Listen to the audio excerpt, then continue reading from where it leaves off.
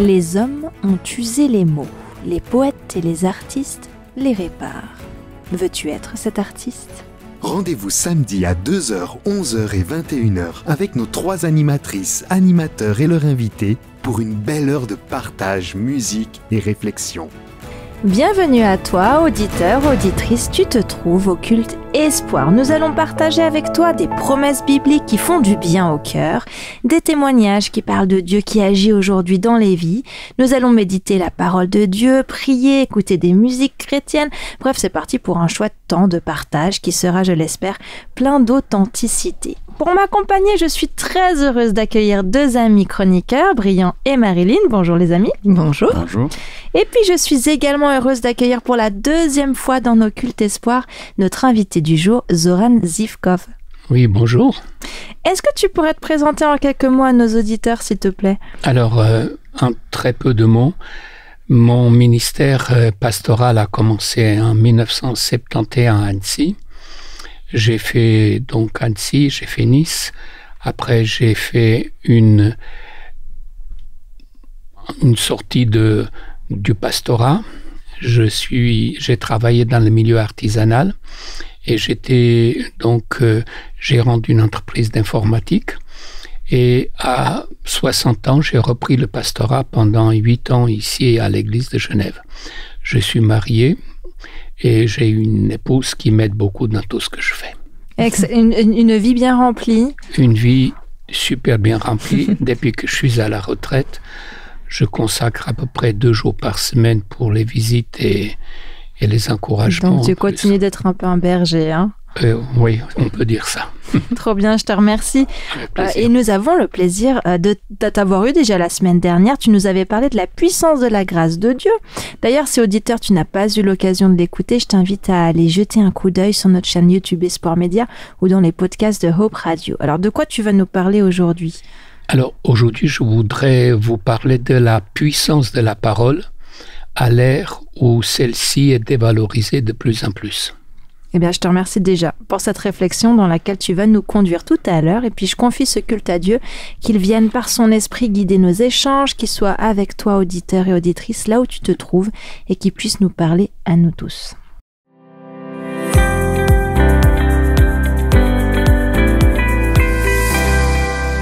Comme peut-être certains et certaines d'entre vous qui suivez nos cultes Espoir le savent, je suis enseignante et dans le cadre de mon travail, je suis engagée depuis des années dans la lutte contre le harcèlement scolaire. Alors le harcèlement scolaire, c'est de la violence qui est répétée dans le temps, puis qui va isoler une victime, la mettre en souffrance. Et selon les études, c'est pas drôle ce que je vais vous dire, tous les établissements scolaires sont touchés, entre 7 à 10% des jeunes adolescents en sont victimes. Parmi ces violences, il y a la violence verbale, les surnoms désagréables, les insultes, et nous devons, nous, enseignants, souvent gérer et accompagner des situations où les élèves, ils savent pas se respecter, en fait, ils savent pas se parler avec respect.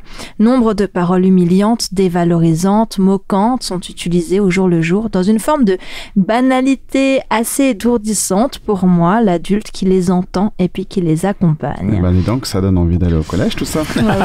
Bon, tout n'est pas noir, il y a de belles amitiés aussi au collège, des chouettes expériences vécues, de la solidarité, des jeunes qui sont engagés et bienveillants, mais de par ma fonction, je rencontre régulièrement des enfants qui disent ou qui se sont vus dire des propos qui sont vraiment pour moi l'œuvre du mal, pour détruire la confiance en soi, pour semer des mensonges dans l'identité, la perception que l'enfant a de lui-même, pour dévaloriser. Alors comment sensibiliser nos enfants à la valeur de notre parole, à l'importance des mots que nous utilisons, quels mots utiliser pour apaiser, pour réconforter, pour accompagner un jeune qui est en souffrance de ce qu'on a pu lui dire. Quel exemple ces jeunes ont autour d'eux, à la maison, à la télé, sur les réseaux sociaux, de comment la parole est utilisée. Mais quel lien il y a entre ces constats, ces réflexions que tu as dans ta vie professionnelle et le culte du jour ?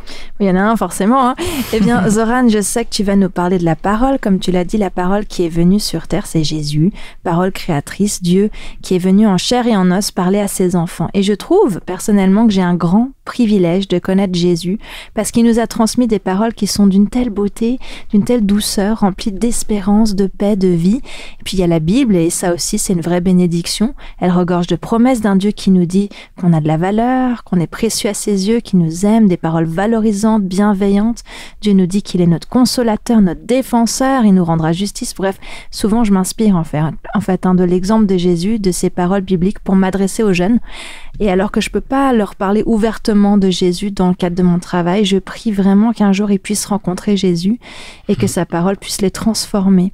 Et puis je prie, chers auditeurs et auditrices, que la parole de Jésus, sa vérité puisse resplendir dans ta vie.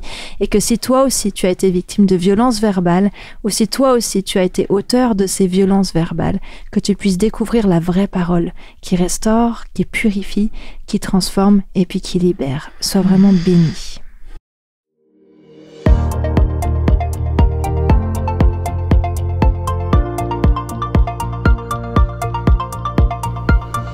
Brillant, tu as une parole d'encouragement pour nous aujourd'hui. Oui, dans cette chronique Promesse du jour, j'aimerais t'encourager, auditeur, auditrice, par un verset qui se trouve dans le Nouveau Testament, et très précisément dans le premier livre de Pierre au chapitre 5 et le verset 10, qui dit « Le Dieu de toute grâce vous a appelé en Jésus-Christ à sa gloire éternelle.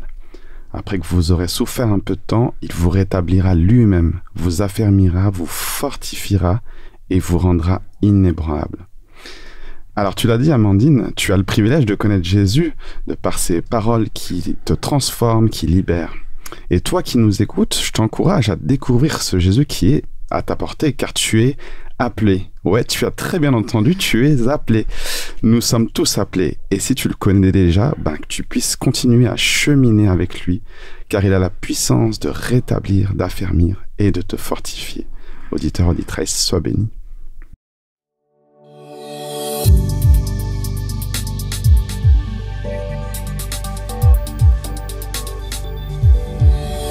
Il y a une manière que j'aime toute particulière d'écouter la parole de Dieu, c'est quand elle est mise en chanson. J'aimerais te faire écouter à présent une chanson en anglais qui s'intitule Your Word, ta parole. Elle dit notamment « Tu as dit, je suis l'alpha et l'oméga. Tu as dit, je suis le pain de vie venu du ciel. Tu as dit, je suis le chemin, la vérité et la vie. Tu as parlé. Ta parole ne peut être brisée, c'est écrit et c'est une parole sûre. Elle est vivante, elle est en action. Ta parole est lumière, ta vérité. Nous proclamons le sang de Jésus, dans le sens que nous revendiquons sa victoire sur la mort par sa résurrection. Nous proclamons la parole de Jésus. Alors je te laisse écouter, c'est Your Word de Daniel Hagen et Hailey Dowling.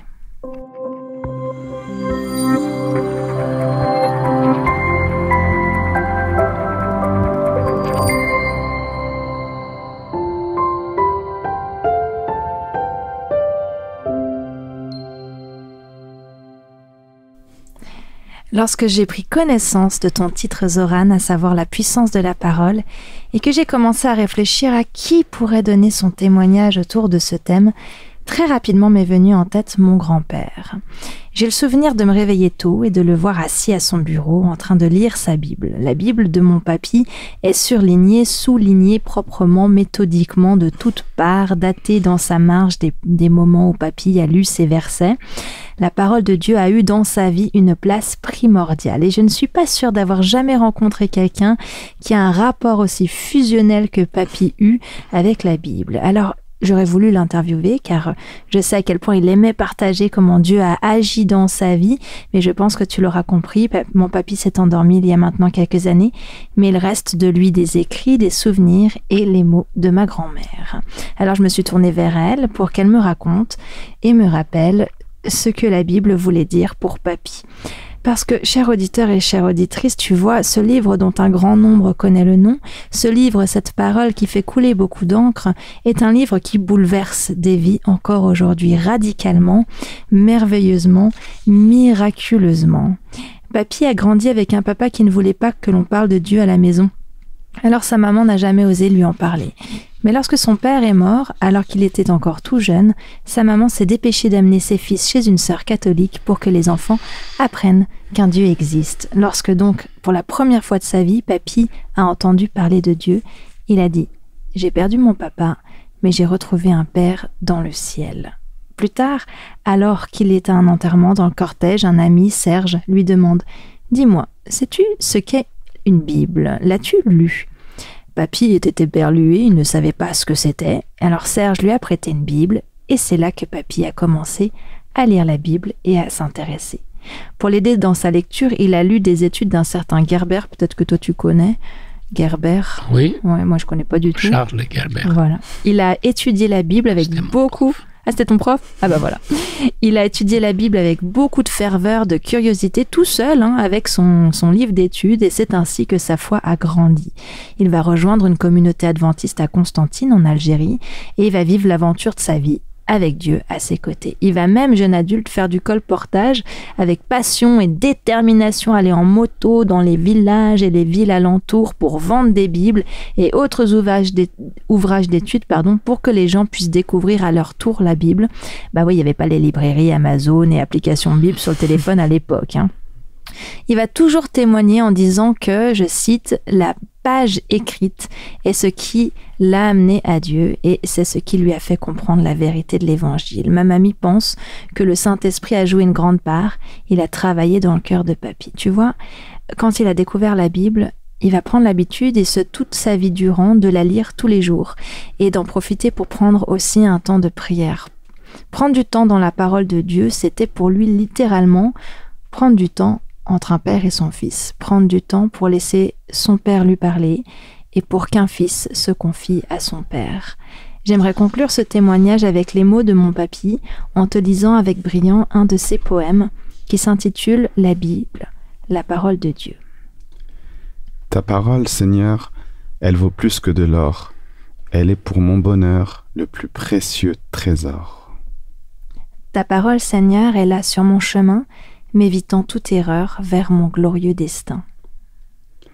Ta parole, Seigneur, c'est le parfait témoin que tu n'es pas très loin, et cela à toute heure. Ta parole, Seigneur, elle est comme un tuteur où je peux m'attacher et ne jamais tomber. Ta parole, Seigneur, la plus belle des lettres qui satisfait mon être et réchauffe mon cœur. Ta parole, Seigneur, toi le seul Créateur, elle me parle de toi, de ta passion pour moi. Ta parole, Seigneur, c'est comme un très beau puits où je tire jour et nuit ce qu'il a de meilleur. Ta parole, Seigneur, où tu parles toujours, toi notre seul sauveur, de ton immense amour. Ta parole, Seigneur, elle nous parle de Jésus, venu pour des pécheurs, mourir pour leur salut. Ta parole, Seigneur, elle est bien toujours là. Soyons d'ardents lecteurs avant notre trépas. Alfred Bourion, le 1er juin 2007.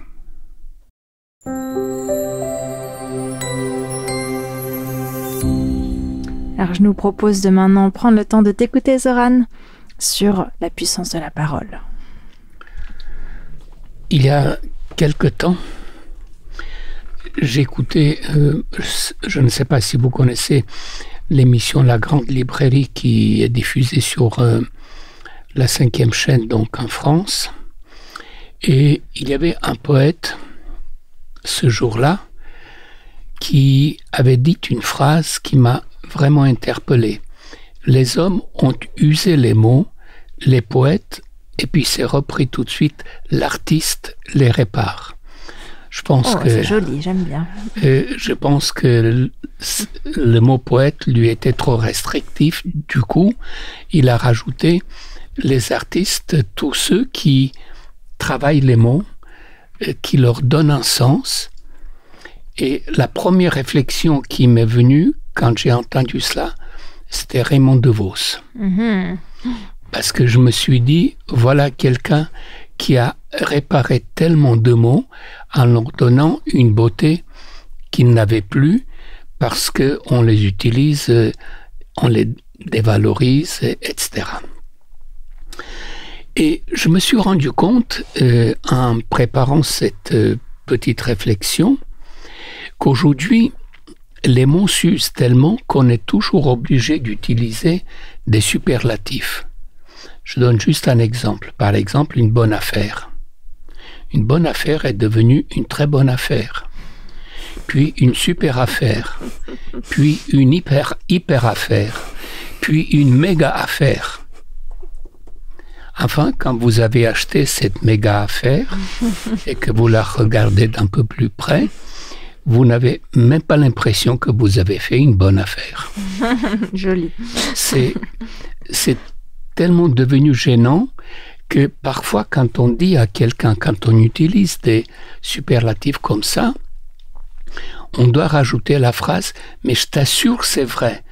Et ce « je t'assure, c'est vrai », c'est pas pour crédibiliser ma parole à moi ou mon sentiment, mais pour rendre crédible ce superlatif. Parce que c'était tellement méga incroyable. Eh bien, voilà, quand je lis la Bible, je lis les évangiles, je ne sais pas si vous avez été sensible à cela, mais Jésus n'utilise jamais des superlatifs. J'ai jamais fait attention à ce détail. Je vais retourner dans l'Évangile pour aller les relire. Il n'utilise pas des superlatifs. Et ce qui est étonnant, c'est que même il nous pousse à faire de même. Par exemple, dans le Sermon sur la montagne, qui est un des passages les plus célèbres de la Bible, qui nous est rapporté dans différents évangiles, mais surtout celui de Matthieu, où Jésus dit: quand vous parlez, dites simplement oui si c'est oui, non si c'est non. Tous les serments qu'on y ajoute viennent de l'ennemi.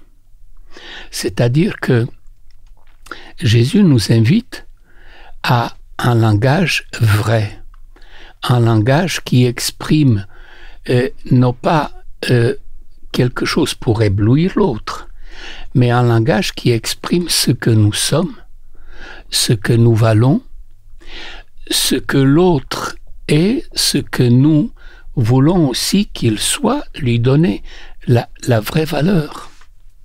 À partir du moment où on commence à utiliser des superlatifs, on ne sait pas où s'arrêter, parce qu'un superlatif, par la force des choses, s'use. Et au bout d'un certain temps, on est obligé d'utiliser autre chose. Et j'étais très étonné parce que l'apôtre Jean, quand il nous parle de la sincérité de Dieu, de la probité de Dieu, nous dit ceci: la parole était dans le monde, et Dieu a fait le monde par elle.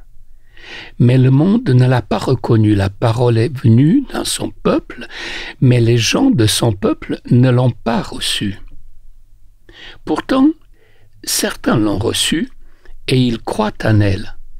À cela, la parole a donné le pouvoir de devenir enfants de Dieu. Et ils sont devenus enfants de Dieu en naissant non pas par la volonté d'homme ou d'une femme, mais de Dieu. La parole est devenue un homme, il a habité parmi nous, nous avons vu sa gloire, cette gloire, il a reçu du Père, c'est la gloire du Fils unique, plein d'amour et de vérité. C'est-à-dire que quand Dieu voulait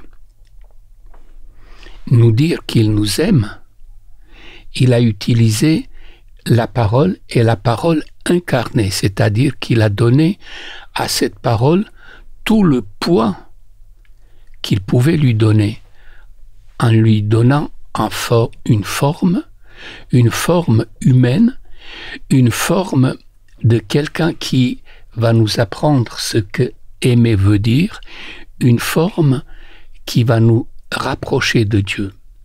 Et cette parole que Dieu a incarnée, pour moi, et j'espère pour l'auditeur que tu es, elle est un espace où je suis libre, où je peux dire tout, un espace où je serai compris, parce que Dieu a fait de sa parole justement cet espace.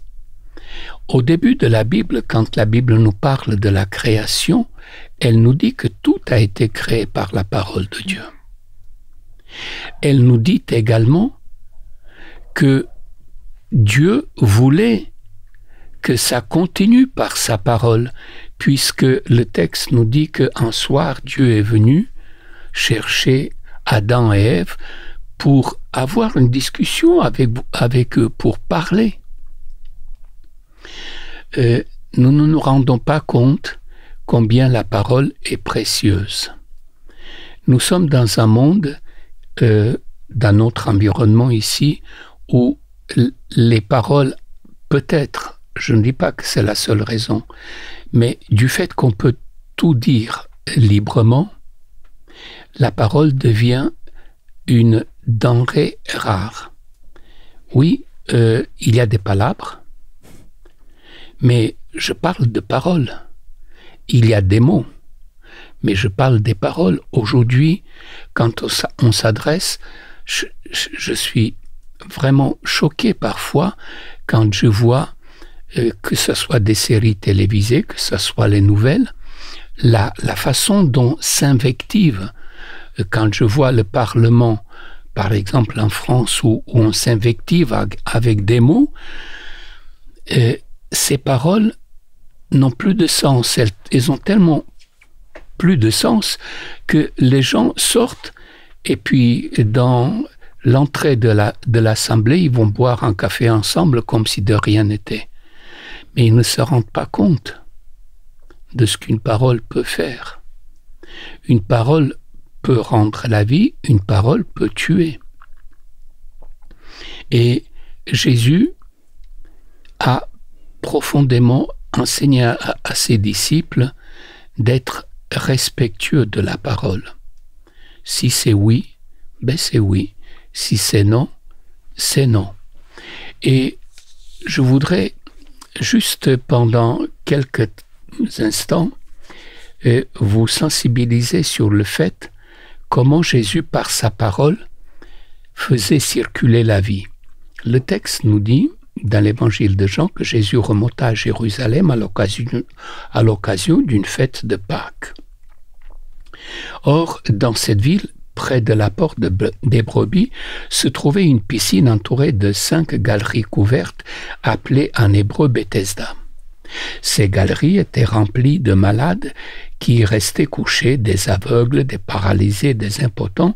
Il y avait là un homme malade depuis 38 ans. Jésus le vit, couché. Quand il sut qu'il était là depuis si longtemps, il lui demanda « Veux-tu guérir ?» Vous voyez quelle simplicité. Veux-tu guérir? Et la parole de cet homme, je n'ai personne pour me plonger dans la piscine quand l'eau commence à bouillonner. Le temps que je me traîne là-bas, un autre y arrive. Eh bien, lui dit Jésus, lève-toi, prends ta natte et marche. À l'instant même, l'homme fut guéri, il prit sa natte et s'est mis à marcher. Alors, je me pose la question, quel poids, quel ton avaient les paroles de Jésus pour faire croire à un homme qui n'a pas senti ses jambes depuis 38 ans que c'est possible que ses jambes remarchent de nouveau. Vous voyez, la puissance de la parole a guéri d'abord le cœur, a guéri son esprit, a guéri ses jambes, parce que cette parole qui a été dite, elle a été reçue comme elle a été dite, comme une parole de vie. Ce n'était pas juste pour faire un numéro. C'était parce que Jésus, par ses paroles, voulait toucher le cœur. Cette parole, nous dit l'apôtre Jean, elle est venue un peu dans le monde comme une lumière, mais les hommes ne l'ont pas reconnue.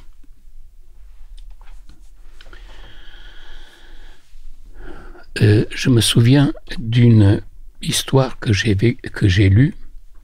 Il y avait un petit gamin à New York sur une place qui avait un bout de miroir entre ses mains et il essayait de faire tourner ce miroir pour envoyer donc la lumière de ce miroir. Il y a un policier qui est passé à côté, qui l'a pris par les épaules et qui lui a dit « Qu'est-ce que tu fais encore ? Tu donnes des signes à qui ? quelle malice encore il y a là. Et puis, le petit, il s'est retourné. Il avait 7 ans. Et puis, il lui dit, vous voyez, monsieur, là-haut, au dernier étage, il y a une fenêtre. Et dans cette chambre, il y a mon frère, qui, lui, est paralysé. Et les seuls rayons de soleil qu'il voit, c'est ce que renvoie ce miroir.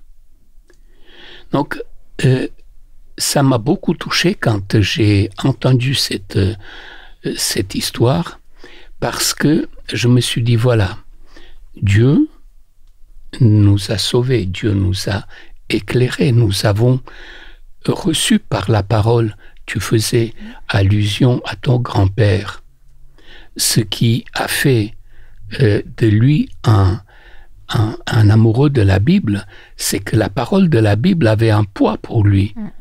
Et que, pas seulement il avait un poids, mais tu nous as dit qu'en plus, il voulait partager cela.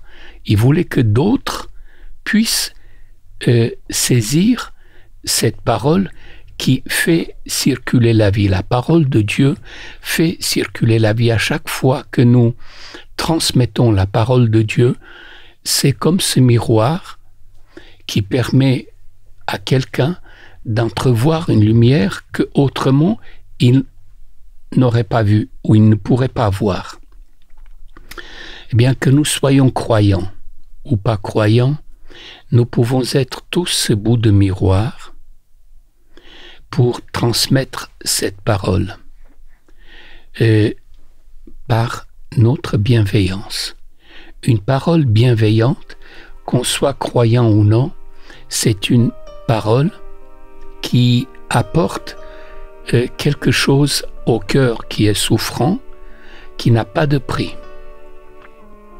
Eh bien, pour ceux qui sont croyants, eux, ils peuvent refléter aussi un peu plus.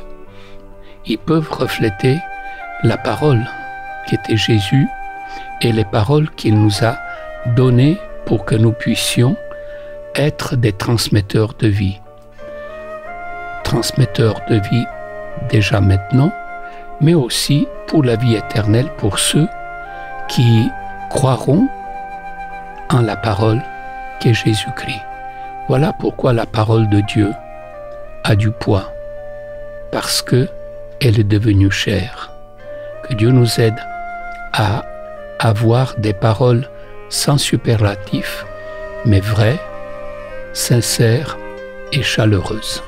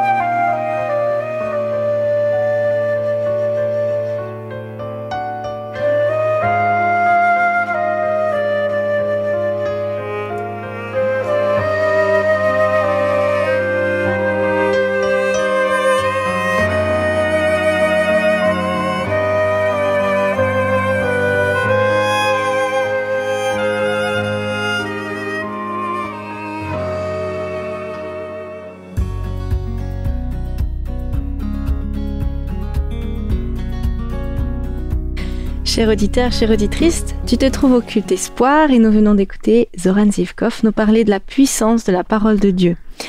Alors, réaction à chaud dans notre studio et pour toi à la maison, qu'est-ce que vous retenez de ce partage, les chroniqueurs ?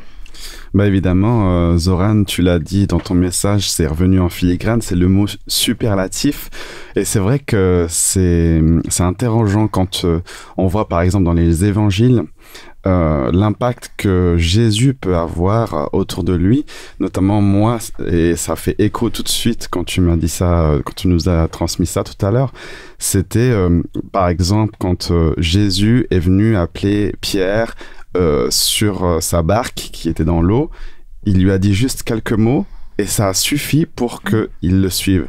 Alors, sur quel ton il l'a dit, comment il l'a fait, et il n'y a pas de superlatif, hein, c'est vraiment hyper simple, droit au but, mais c'est à se poser vraiment cette question de cette parole qui s'est faite chair, comme tu l'as dit, et qui nous, dans notre vie quotidienne, c'est vrai qu'on utilise plein de superlatifs, ouais, c'est super ce que tu fais, c'est trop génial, pour montrer, puis c'est un mode de langage aussi qu'on sait... Mais limite, si tu le fais pas, les gens ils pensent pas... c'est ça en fait. C'est comment tu arrives finalement maintenant à transmettre ce que tu veux transmettre, sans tomber finalement dans le... Finalement, nos mots ne veulent plus rien dire. C'est ça. Je trouve ça très complexe, moi, personnellement. C'est comme si tu restais plus simple, entre guillemets, mais en fait, ce sont juste les mots qui veulent dire quelque chose, et les mots en soi ont déjà de la valeur. Pas besoin de leur surajouter de la valeur. Ça me fait penser au court témoignage quand on s'est marié.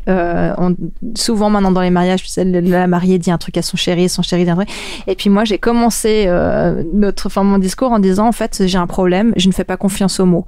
Je t'aime, par exemple, a tellement été utilisé à tort et à travers dans des situations pas possibles. C'est très compliqué. Comment je vais faire du coup en tant que littéraire pour m'engager et te dire des mots auxquels je ne fais plus confiance? Et finalement, j'avais quand même dit des mots. Et en fait, ce que j'avais fait, c'est que j'avais repris une lettre que j'avais écrite à Briand, je sais pas, 7 ans avant, et je disais, mais regarde, ces mots-là, en fait, ils valent toujours aujourd'hui, c'est que ces mots-là, ils veulent dire quelque chose. Et c'est vrai que moi, ça me parle ce que tu dis, parce que toute ma vie, peut-être en tant que littéraire, justement, les mots, je trouve qu'ils sont utilisés et rechangés, transformés. On ne peut plus dire un mot sans que d'autres interprètent, etc. Et je fais pas confiance aux mots. Comment retrouver finalement une parole sereine, une parole authentique, une parole qui a du poids? Je pense que pour que cette parole, elle soit juste, je pense qu'elle doit être inspirée déjà par Jésus, par le Saint-Esprit. Et je pense que c'est toute une attitude, toute une manière de vivre, tout un exemple de qui l'on est qui fait que cette parole peut redevenir simple, peut revenir juste et qu'elle sonnera juste. Parce que si je commence à juste dire oui, non, nanana, tu vois, ça, c'est pas ça qui fera que... Voilà. Et que ça soit Jésus ou l'apôtre Paul, chez lui c'est pareil, il n'y a pas de superlatif. Mais c'est pour ça que ça a traversé les temps. Parce qu'il ne fallait pas enlever toutes ces scories. On a l'habitude de dire, ça te plaît, grave. Paul, par contre, a fait des tas de métaphores. Je veux dire, on n'est pas dans un mot littéral toujours non plus. Hein. Non. Et ce que je veux dire par là, c'est que il a utilisé le mot dans sa première conception sans devoir lui rajouter d'autres... par exemple, quand il parle de l'amour, eh bien, comment il décrit dans l'épître, dans le chapitre 13 de l'épître aux Corinthiens, il dit les qualités de l'amour. Mais il ne dit pas, il y a l'amour faible, il n'y a pas l'amour fort, l'amour très fort, l'amour super fort. Non. Il dit, il y a un amour, il se manifeste de différentes manières. Et toi, Marilyn, qu'est-ce que tu en as pensé de ce que Zoran nous a partagé? Oui, c'était avec cette question des mots et de ce qu'on dit. Ça me rappelle aussi ce qu'on disait de Jésus, c'est qu'il avait une autorité, que quand il parlait avec autorité. Et je pense qu'il y a de ça vraiment dans la parole de Dieu. C'est pas juste des belles paroles positives et tout ça.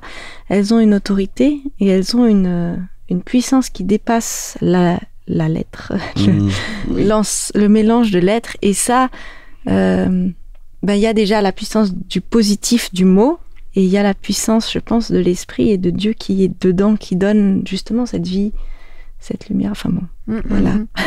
C'est très profond, ce que tu nous as apporté, Zoran. Ça pourrait nous faire parler pendant des heures, je crois. Oui. Moi aussi. En tout cas, merci pour ces échanges, et je prie que le Seigneur continue de faire mûrir ces réflexions.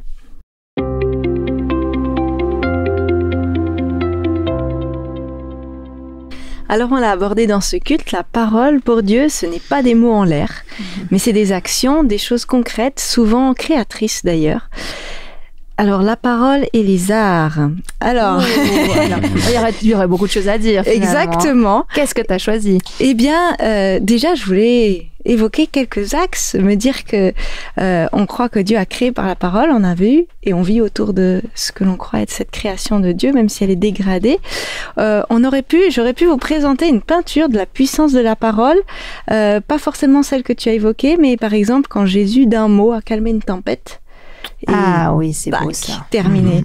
Bon, ça c'est aussi la puissance de la parole. Performative du coup là, la parole. Voilà. Où on aurait pu parler d'un livre sur les promesses de Dieu. Bref, ça c'est plein de pistes de la parole. Mais ce qui me marque, c'est vraiment que ce que Dieu dit est devenu concret. Il l'a rendu concret pour nous montrer ce qui n'était pas facile à appréhender, pas visible. Alors ça m'a fait penser à une œuvre d'art ancienne et à son réalisateur en chef. Donc on va être architecture aujourd'hui. Cool. Alors c'est un artiste qui est peu connu mais qui a eu une grande mission. Alors, son don initial, à partir de son don initial, il a eu des qualités complémentaires pour maîtriser et diriger des travaux de gravure, couture, teinture, orfèvrerie, parfumerie et charpente. Oula, c'était très diversifié, dis donc. C'est un truc de maintenant ou d'il y a longtemps? Non, ça, c'est très ancien. Très ancien. C'est un immense projet de Dieu pour son peuple. Ouh, c'est biblique. Voilà, pour que les réalités invisibles comme le pardon, le péché, la présence de Dieu soient visibles. Alors il a imaginé une tente mobile, appelée tente de la rencontre, tabernacle ou sanctuaire, qui explique tous les concepts et le plan de sauvetage du péché et du mal que Dieu a mis en place. D'ailleurs, on a abordé ce thème dans une série de cultes il y a quelques mois, si vous voulez aller regarder. Tout à fait, avec Viviane Henny. Viviane Henny, oui. Et alors, c'est vrai qu'il ne reste pas de traces visibles de l'époque, mais nous avons encore la description du contenu dans le livre de l'Exode, des chapitres 25 à 30. On a les plans. On peut les retrouver sur Internet aussi, images de reproduction. Et facilement. Et donc, il s'agissait de créer une tente démontable, transportable, solide, avec une entrée, un espace d'entrée et la tente. Et donc, c'était pas une tente 2 secondes que tu vas remplir. Ça prenait un peu plus de temps pour la monter. C'est ça. Ni une grande tente familiale, vous savez, avec les 2 chambres et puis le petit auvent et tout ça. Non. Brillant, est-ce que tu as les dimensions? Alors oui, il y a la dimension de la surface complète, 50 mètres de long sur 25 mètres de large. La tente elle-même mesurait 15 mètres de long, 15 mètres de large sur 5 mètres de haut. 5 mètres de large, non? Que 15 mètres de large. Comment? 5 mètres de large, non? 5 mètres de large. 5 mètres de haut. 5 mètres de haut, 5 mètres de large et 15 mètres de long, c'est ça? Ça rigole pas, hein? C'est ça, hein? Et attention, il fallait tout gérer. L'éclairage, alimentation en eau, décoration intérieure, isolation, imperméabilisation, et tout ceci en laissant transparaître le message et la symbolique. Oui, parce que finalement, du coup, c'est la parole de Dieu c'est son message qui est retranscrit à travers ce bâtiment. C'est ça, et tout ce qui allait s'y passer. Donc, en fait, tout a du sens, et pourtant, tout doit être opérationnel et fonctionnel. Alors, ils ont utilisé différentes matières, des peaux pour l'isolation, l'imperméabilisation, du bois pour la structure, de l'or pour la déco, avec des tapis à broder, des objets de différentes tailles à graver. Et ils ont aussi enchâssé des pierres précieuses dans des vêtements, réalisé des parfums. C'est du gros travail d'art, de construction, hein. C'est pas rien du tout, ça. Et donc, avec les plans fournis, bien évidemment. Donc, c'est un peu comme Ikea. Mais il faut des personnes quand même capables de maîtriser toutes ces techniques et puis de trouver des solutions aux soucis techniques et pratiques qui ont dû se poser, j'imagine. Mais oui, et c'est là où on a enfin nos 2 artistes. C'est Dieu va choisir 2 hommes, Betsaleel et Oholiab. Et ce seront eux les chefs d'ouvrage, et on nous explique que Dieu les a rendus capables de maîtriser ce chantier, cette réalisation que lui-même il a donnée. Et on nous dit que Dieu leur a donné des dons en plus, son esprit, pour pouvoir innover et résoudre des soucis. Ça m'a fait drôle d'imaginer l'innovation il y a très très très longtemps, mais c'est vrai. Et il a nommé avec eux toute une série d'artisans qu'il a également remplis de la capacité de l'esprit pour réaliser ce qu'il a proposé. Alors voilà, si le détail t'intéresse, comme on a évoqué, tu peux facilement trouver des réalisations illustrées de cette tente de rencontre spéciale. Il y a eu aussi des représentations, des expositions grandeur nature, il y en a encore dans différents endroits du monde. Il y en a eu en Suisse il y a quelques années. En tout cas, ça me touche que Dieu ait mobilisé toute cette énergie pour nous aider à comprendre ce que des mots ont parfois de la peine à traduire. Et ce n'est pas la seule occasion où il a agi ainsi, comme on l'a vu dans le message. Et je crois et je prie que Dieu continue de nous donner des artistes qui, par différents langages, que ce soit la musique, la peinture, la couture, la construction, la danse, je sais pas, vont pouvoir exprimer de façon concrète des aspects de leur chemin avec Dieu, pour rendre plus palpable son action pour nous, ou ses promesses par exemple. Et je t'invite à continuer toi-même à te laisser toucher par ces œuvres d'art lorsque tu les vois ou tu les entends. Et peut-être que si tu es toi-même un artiste ou une artiste, eh bien, tu pourrais demander à Dieu comment rendre concret et partager ces aspects que tu comprends de lui pour que d'autres le comprennent mieux.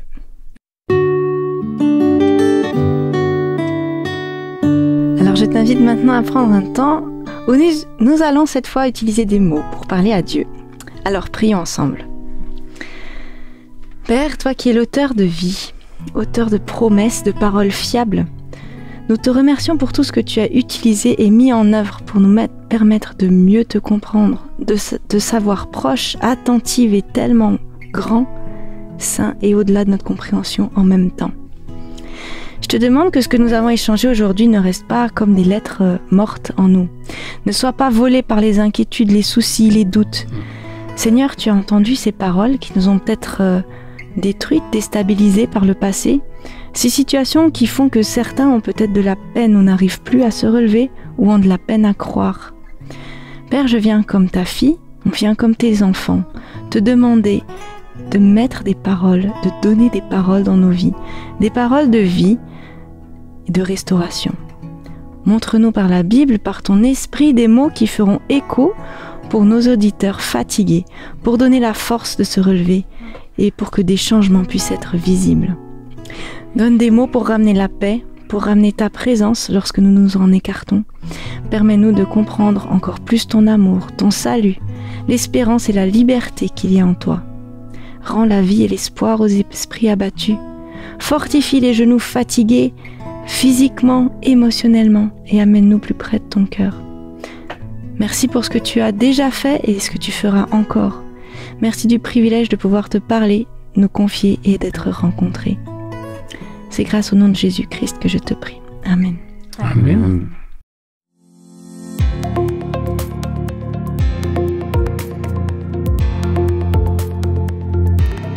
Alors, pas question de te laisser sans l'action du jour.